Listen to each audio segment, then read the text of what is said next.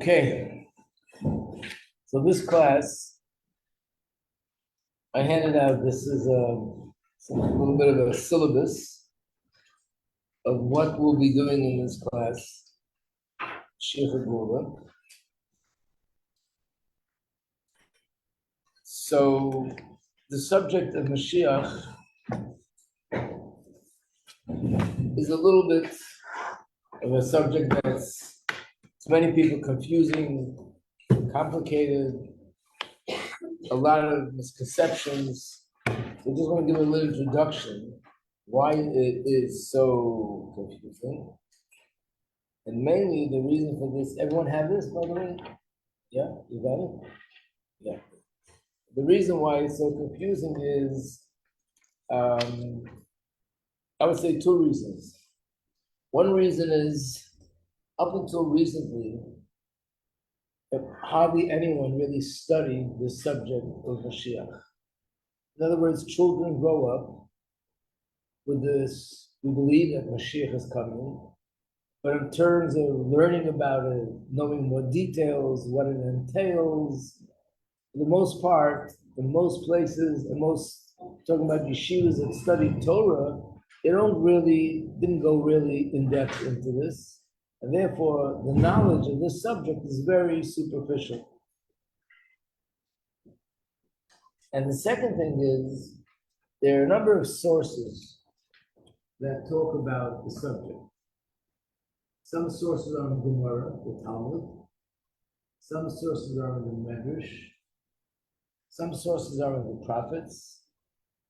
And in all these sources, there's certain things that are written that are to be taken literally. This is going to happen in a literal sense.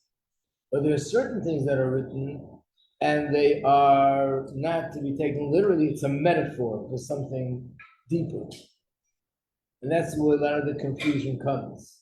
It might say one thing in one place, say something different in another place, but it's not a contradiction. One of them is describing the situation literally, and one is speaking about something which is more of a metaphor.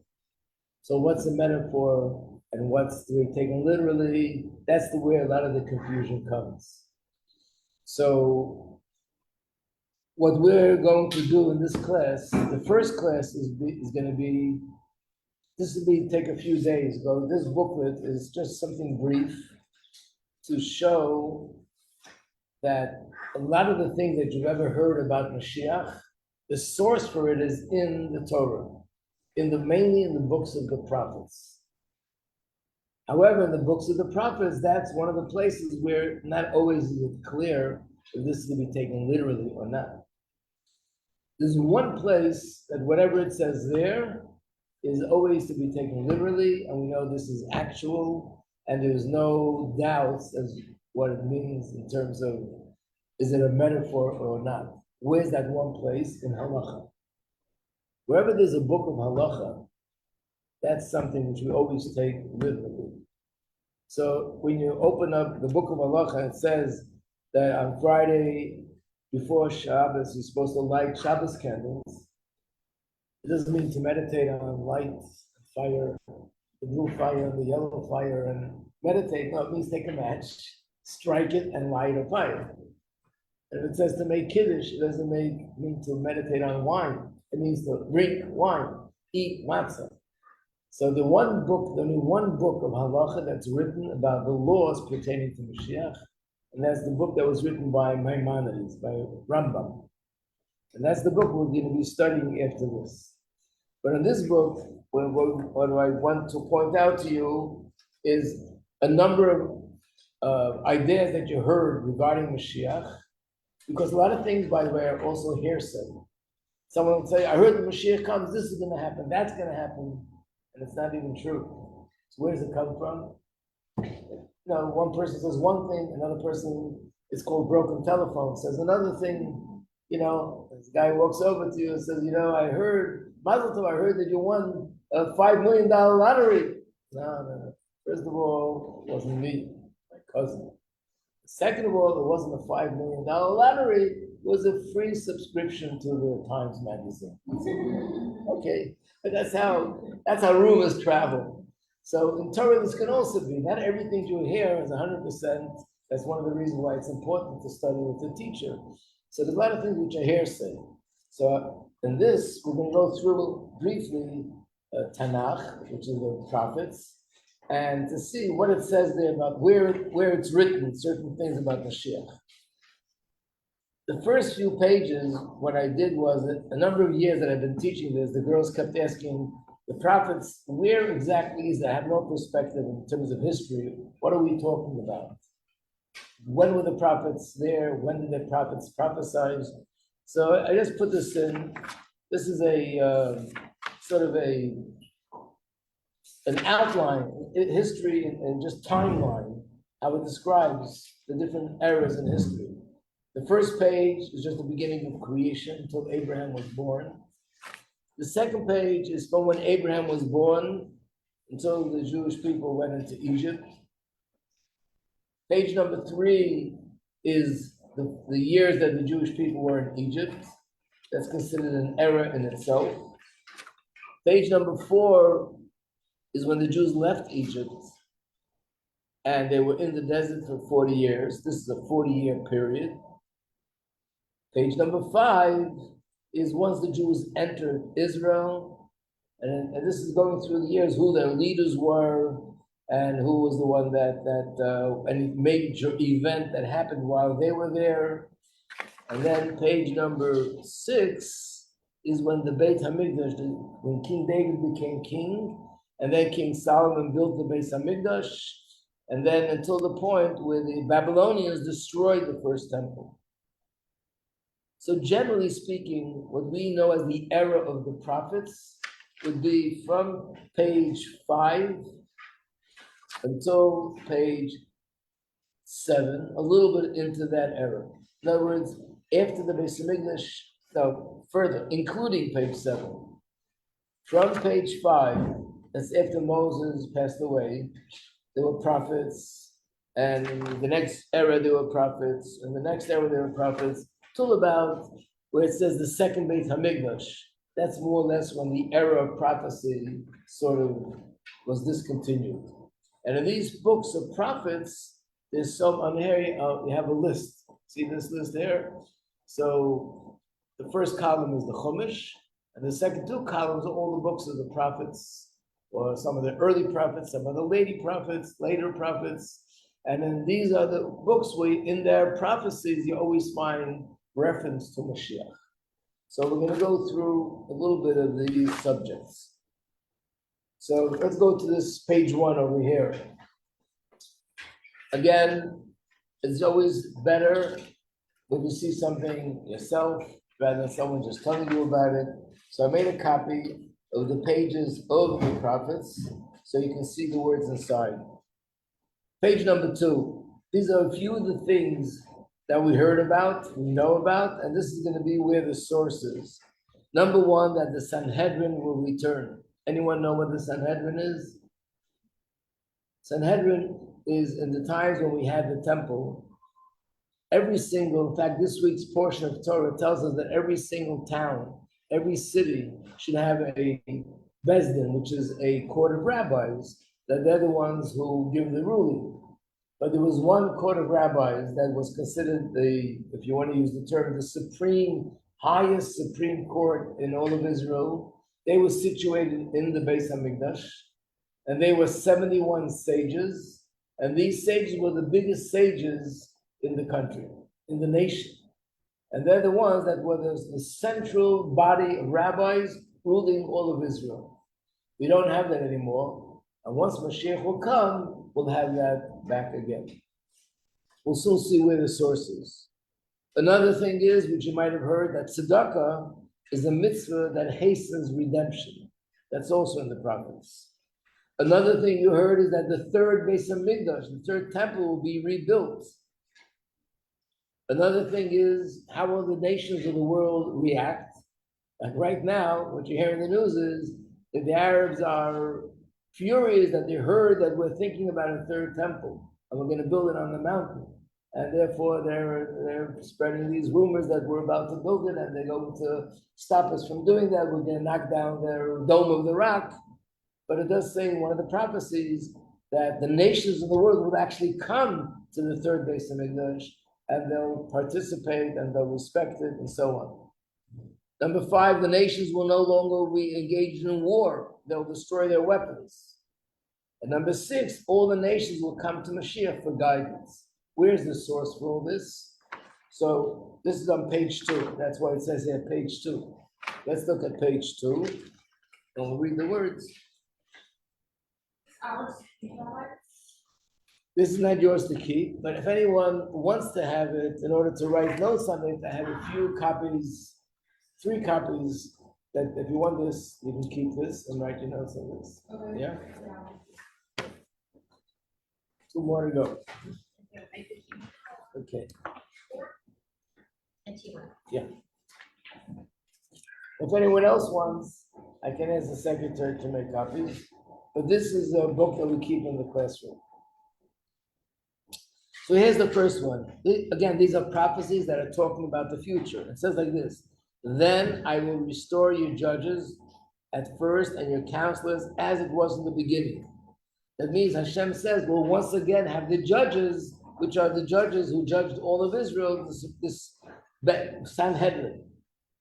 After that, you will be called the city of righteousness, faithful city. And then it says, Zion and Zion will be redeemed through justice, and those who return to her through righteousness. But in the Hebrew, you see the word is tzedakah. In other words, how will we be redeemed from exile through tzedakah? That's the source for that. Then if you look a little bit further down where it's underlined, it says like this, and this will happen at the end of days. So let me also introduce you to this term. Whenever you see in the books of prophets where it says, at the end of days, in those days, in that day, talking about something of the future, it's referring to the days of Mashiach. So it says like this, it'll happen in the end of days. The end of days doesn't mean the end of the world. It means the end of the days of exile, but actually the beginning of a world of happiness and goodness. The mountain of the temple of Hashem will be firmly established at the head of the mountains and will be exalted above the hills, which is the Beis Hamikdash, and all the nations will stream to it. Many people will go and say, come, let us go to the mountain of Hashem, to the temple of God of Jacob, and he will teach us his ways, and we will walk in his paths. It doesn't mean that non-Jewish people will all become Jewish, but they'll all go to Mashiach for guidance. And then it says, from Zion will the Torah come forth, and the word of Hashem will come from Yerushalayim. I don't know why I didn't underline the next line. He will judge the nations, Mashiach will judge the nations, he will settle the arguments, they shall beat their swords into plowshares. In other words, the swords, which is metal, instead of being used for war, they'll break it and use it for plowshares. They'll use it to work in the field. Or the spears, which are used also for war, for killing people, will turn into pruning hooks. Pruning hooks means that when you want to reach fruits that are very high on a tree, you need a long stick. They'll use the spear for that, which means these things which are used for destruction are going to be used for good things. No nation will lift a sword against another nation. They will no longer study warfare. So this is the source. And it's interesting, if you know, these are the words that are on top of the United Nations. They should only follow what they stand for. That there should be no war amongst nations, and this is number 1. Let's go back to the original page. What else do we have here? Page number 3. There will be a person who is Mashiach leading the world to redemption.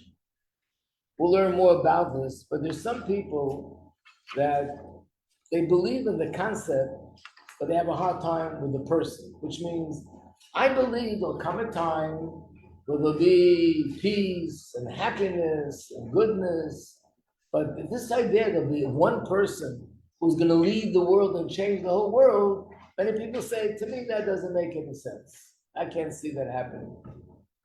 But according to Torah, that's part of the belief in Mashiach. Not only that there's going to be an era of greatness and goodness, but that there'll be a Torah giant, a spiritual giant like Moshe, and he will lead us in that era, and that person is called Mashiach. So who is he going to be? He's going to be a descendant of King David. Number three, Mashiach will also be a prophet. Not only humans will be different, even animals will be different. Animals won't kill. There won't be predators anymore. Number five, the world will be filled with the knowledge of Hashem. So let's look at page number 3 and see where all this is written. By the way, this is the book called Yeshayahu, Isaiah.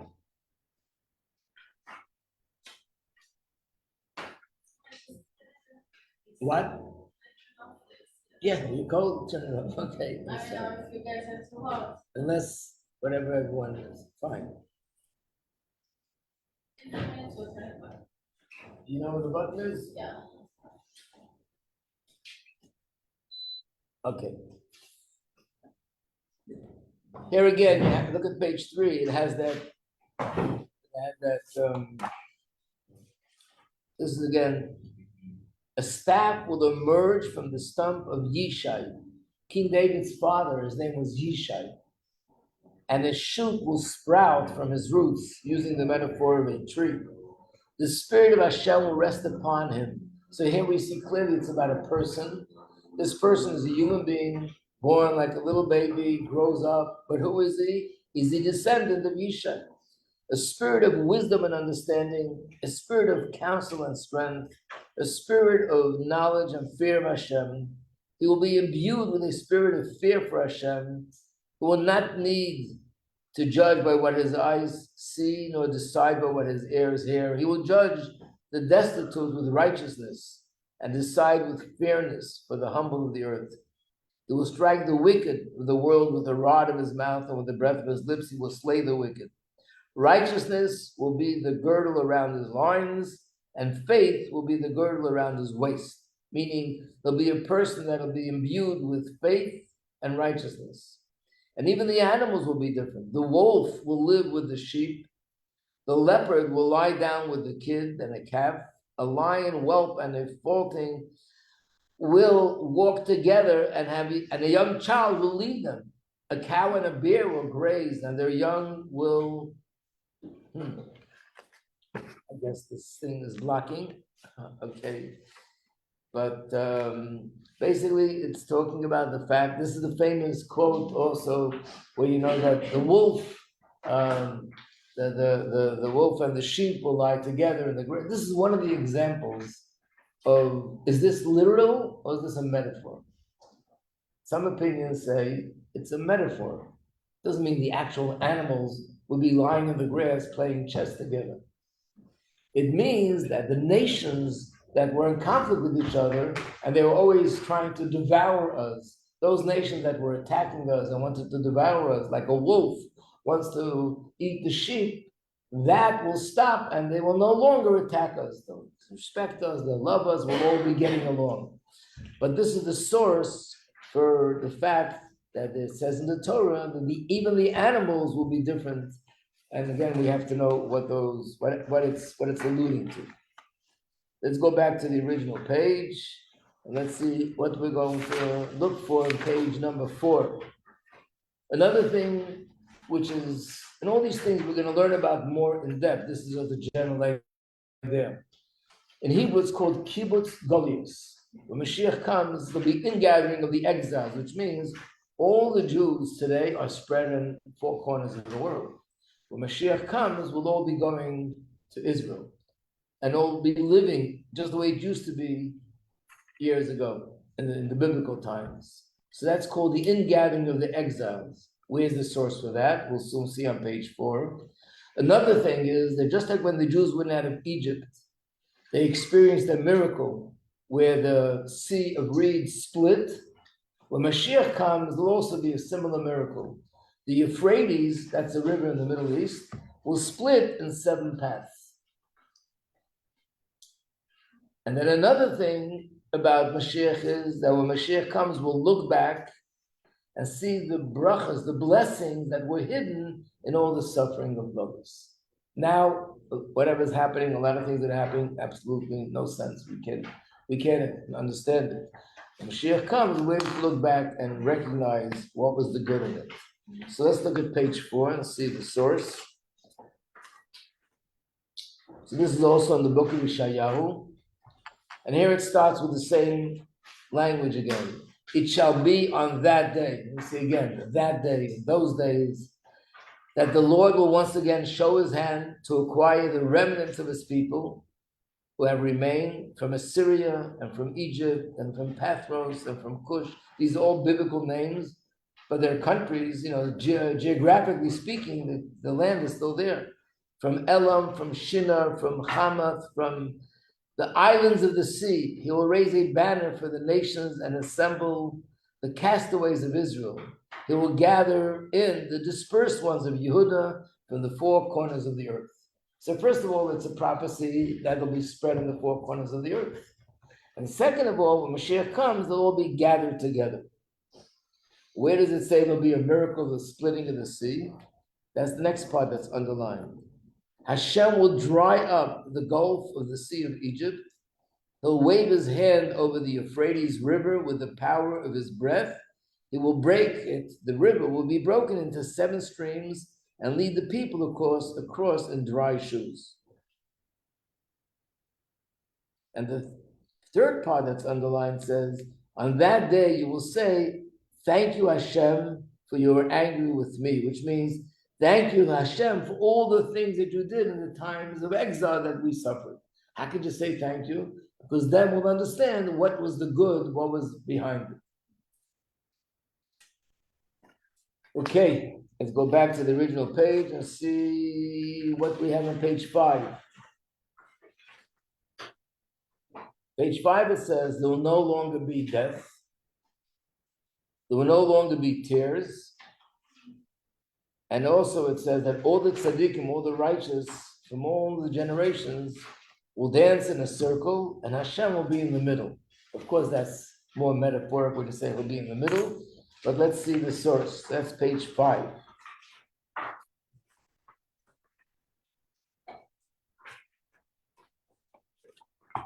This is in the same book. A lot of the prophecies of redemption, in some way you might say most of them, are in Yeshayahu, Isaiah. So here it says, where it's underlined, he will eliminate death forever. And Lord Hashem Elokim will erase tears from all faces, which basically means that it'll be so good, there'll be no reason for tears. Everything will be good physically, everything will be good spiritually, and therefore, it doesn't mean there'll be tears and Hashem will have to wipe it away. It means there'll be no reason to cry because everything will be good. Not even happy tears. What? Not even happy tears, yes. We won't stop crying happy tears. We will remove the shame of his nation from upon the entire earth, for Hashem has spoken. And then this thing about the dancing is based on this verse. And they shall say on that day, behold, this is our God. When you say this, it's as if you're pointing to something. He is God that we hoped for, he would save us. This is Hashem whom we hope for. Let us exult and be glad in his salvation. So that's what it says here. But the Gemara, the Talmud, which is the oral Torah, says this means that when Mashiach comes, there's going to be a circle. All the tzaddik and the righteous will dance in the circle. And Hashem will appear to them in the middle of that circle. And they'll point and say, this is Hashem that we've been waiting for. Okay. Let's see what to expect on page 6.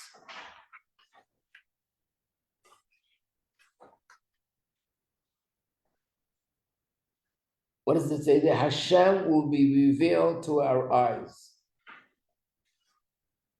Number 2, the moon will be as bright as the sun, and the sun will be 7 times brighter than it's now. What does that have to do with Moshiach? We'll have to learn about that later, but let's just look for the source right now. So this is page number 6. Where does it say that Hashem will be revealed? Actually, there's many places. A lot of the things that I'm pointing to, it's found more than one place, but I don't want to put in all the sources, just at least one source. The first part that's underlined, it says, Your teacher will no longer be hidden behind his garment, and your eyes will behold your teacher. I just want to add that we refer to Hashem by many titles. Sometimes it's called our Father, sometimes it's called our King, sometimes it's called our Shepherd, sometimes he's our husband, sometimes he's our chassan, our groom, and we're the bride. Sometimes Hashem is referred to as our teacher, because there's all these facets, they're all true. Hashem gave us the Torah, which is wisdom, so he's our teacher and we're the students. And Hashem loves us, so that's why we compare it to husband and wife. And Hashem gives us rules, that's why he's like a king, and so on and so forth. So all the titles are all true, but sometimes we just use one title, it depends on what context it's being used. So here it says, your teacher will no longer be hidden behind a garment, but we'll see our teacher, which means Hashem will be revealed, and we'll see him. Where does it say that the moon will be any different? On the bottom, it's underlined, and the light of the moon will be like the light of the sun, and the light of the sun will be 7 times as strong. Like I said before, what does that have to do with the price of fish in China, Moshiach? We'll learn about that later. You have to leave something for later. Okay. Let's go back to the original page and see what does it say about page number 8. What happened to 7?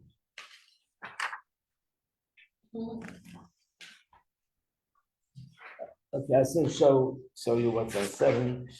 Number 7 is the last line is similar to what we just learned. Now, when Mashiach comes, Hashem will be revealed. So if you look at number 7, it says, the glory of Hashem will be revealed, and all flesh together will see that the mouth of Hashem has spoken. In other words, we will see Hashem, and we'll see how he speaks to us. So what will be on page 8? Number 1, with our eyes we'll see godliness. Again, the same point. There'll be a person who's Mashiach. Mashiach will be greater even than Avram, Yitzchak, Yaakov, or Adam and Moshe. Number 4, unlike Mitzrayim, Egypt. When we left Egypt, we left in chaos, in haste. That's why we eat matzah, because we left in such a rush, there was no time for the dough to rise. But when Mashiach comes and we'll be leaving the exile, we'll be leaving calmly and very differently. That's number 4. What? But we are preparing ourselves to live in a rush.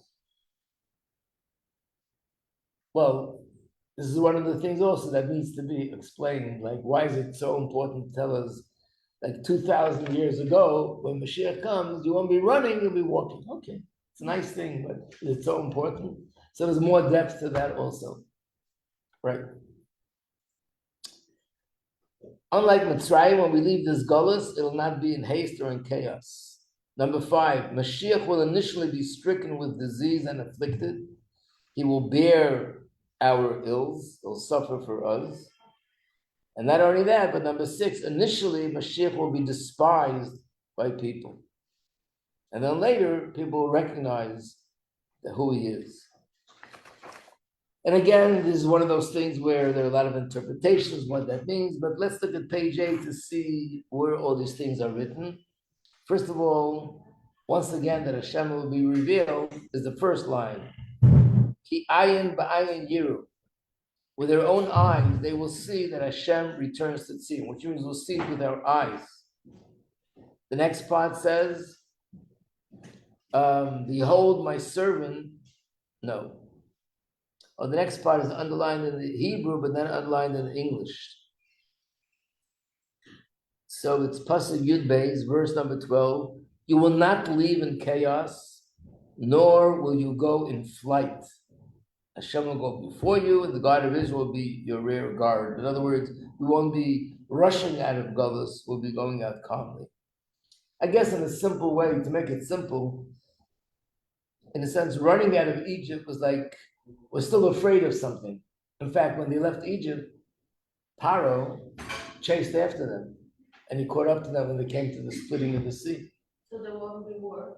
When Mashiach comes, we won't be running away from anything. There won't be war. We'll go out in a peaceful way. Yeah, that's what it means. And here it talks about Mashiach Masel. Behold, my servant will succeed. He will be exalted. He will become high and exceedingly lofty. And again, this is the oratory says that these terms, succeed, exalted, high, exceedingly lofty, is implying that Mashiach will be greater than Abraham, Yitzchak, Yaakov, and even Moshe. And then the next part that's underlined says, he was despised and isolated from men, a man of pains and accustomed to illness, as one from whom we hide our faces. He was despised, he had no regard for him, but in truth, it was our ills that he bore and our pains that he carried, but we regarded him as a disease stricken by God and afflicted. He was a pain because of our rebellious and oppressed through our iniquities. So basically, it's describing how Mashiach suffers because of us. And again, this is something which needs more explanation. What does exactly it mean? Does it have to be that way? Could it be different? So these are the details. And this class is just the headlines, just to be familiar with the source, to know that it's not one of the things which I hearsay, but there's a source for it. What is in number 9? I think number 9, we had other sources already. The Beis Hamikdash shall be rebuilt. The nations will flow to the Beis Hamikdash. The Jewish people will be gathered together. It's another source. Let's go to page 10. There will be Chevli Mashiach, labor pain prior to Mashiach's coming. In other words, again, something which we'll learn more about, but we'll see a source where it says that just like a woman when she gives birth, on one hand, a new baby is born. It's such a joy, such an excitement, and everybody's very happy and screaming Mazel Tov, Mazel Tov. But the mother goes through a very painful process of labor. So too, when Mashiach comes, in a sense, will be like a birth, because we'll be free, will be only happiness. But preceding Mashiach's coming, we'll go through a painful period. In fact, and that painful period is similar to the birth pains that a woman goes through before she gives birth. And again, so why? That doesn't explain why, we're just explaining what. Remember, this is not explaining why we're going through it, it's just saying that there'll be a time of terrible suffering, but what it is leading us into a birth. And in fact, one of the reasons why I would say all the sages in the Jewish nation, all the rabbis, all the scholars, from every side of the spectrum, all agreed that the Holocaust that we went through was the fulfillment of this prophecy. This was the labor pain that the Jewish people went through in order to lead up to Mashiach. And that's one of the sources that we're living in that time now. What else it says is that Mashiach is a descendant of King David. We had that once before. So let's take a look at page 10. Where does it say this? Where does it use this analogy? Is on page 10. This is a verse, a pasuk in the book of Yirmiyahu. It's a different prophet, Jeremiah. So what this is, again, look at the first part that's on the, behold, days are coming. Again, the same term, days. The word of Hashem, when I will return the captivity of my people, Israel and Judah, I will return them to the land that I gave their forefathers, and they will possess it. These are the things Hashem spoke concerning Israel and concerning Judah. A sound of terror have we heard, of fear and not peace. Ask now and see if a male has ever given birth. Why then do I see that every man puts his hand upon his lion like a woman in childbirth, and all faces turn pallid? Woe, for that day will be momentous. There is nothing like it. It will be a time of trouble for Jacob, but it shall be saved from it. Which means this is all referring to the time before Mashiach comes, will be a very difficult time, and that time will be compared, it'll be similar to the idea of a woman going through labor before she gives birth. Number 11 is the ingathering of the exiles. We already had that. Number 12, we didn't have this yet. The fast days and the days of mourning will be transformed to holidays. There are a few days a year, we just went through a few of them, where we fast because the temple was destroyed. These are very sad days. Tisha B'Av, Shavuos B'Tammuz. We'll soon have one that comes up after Rosh Hashanah called Tzom Gedalia. The day after Rosh Hashanah is a fast day. And then in the winter, one that's called Asar B'Tevis. These days, not only we won't be fasting and there won't be sad days anymore, they'll actually be transformed into holidays. Where's the source for that? Let's look at page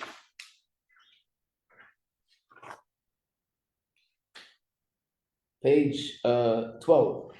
We're Yom Kippur. Good question. Yom Kippur is not a sad day. The difference between Yom Kippur and, let's say, Tisha B'Av we fast because the temple was destroyed. Yom Kippur we fast because we're like angels.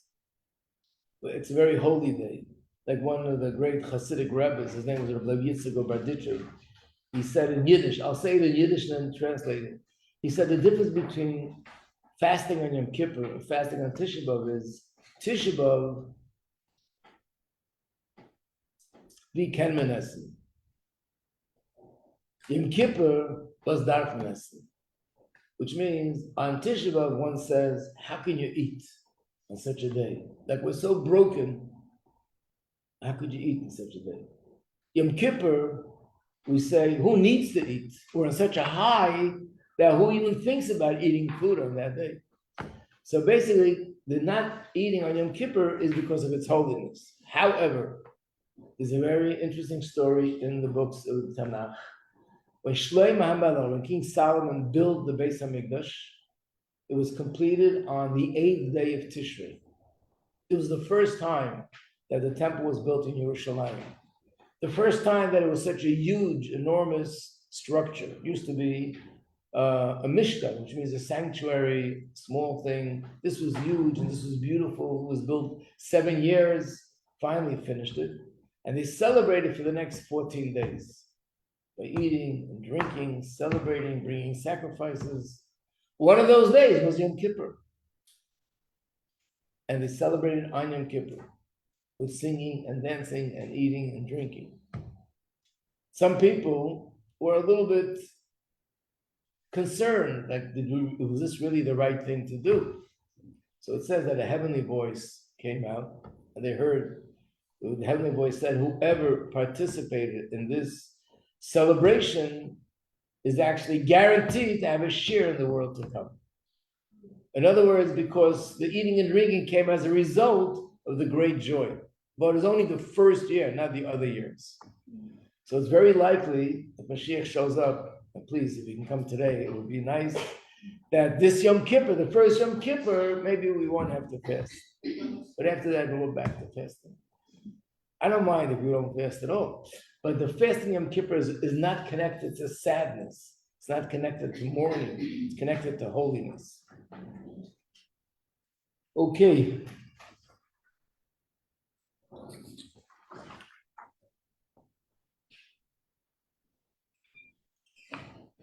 Number 13, the world will be filled with the knowledge of Hashem.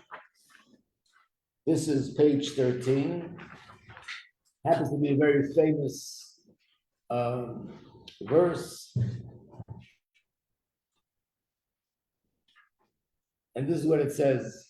They will no longer teach each man his fellow, each man his brother, and say to him, you should know Hashem. Why won't they teach? For all of them will know me, from the smallest to the greatest. When I will forgive their iniquity and will no longer recall their sin. When Mashiach will come, the whole world will be filled with knowledge of Hashem. There's another one about it says that it's going to be filled with the knowledge like the water. Umala ha'aretz deyas Hashem kamayim yom echasam, which means the world will be filled with the knowledge of Hashem, like the water fills the ocean. Right? And Rambam, Maimonides says it doesn't mean only the Jewish people, it means the whole world, all the nations of the world will be filled with knowledge of Hashem. Okay? What else do we have here? Let's go to page 14. Moshiach will be a descendant of King David. Moshiach is connected to the name Tzemach. Actually, this is a source which says what Mashiach's name will be, even though it doesn't mean that this is what has to be that name, but it means it's a possibility that this will be the name. So look at page 14. Behold, days are coming. Again, the same term. The word of Hashem, when I will establish a righteous sprout from David, meaning he will be a descendant of King David. A king will reign and prosper. He will administer justice and righteousness in the land. In his days, Judah will be saved. Israel will dwell securely. This is the name people will call him. Hashem is our righteousness. If you look at the Hebrew, it says, David Tzemach Tzadik. And based on that, and at the end it says, this will be his name, Hashem Tzidkenu. So the word tzedek comes from the word righteousness. He will be a person that will bring righteousness in the world. Does that correlate to the Tzemach Tzedek? That's one of the reasons the name Tzemach Tzedek, right? Number 15 is again the ingathering of the exiles. Number 16 is again something which we already had. Number 16, let's look at number 4. That in the Moshiach comes in the streets of Yerushalayim, people will be singing and dancing. That's the song we sing at a wedding, Oji Shama. So let's see the words inside. This is where it comes from. And here it's page 16, on top of the page.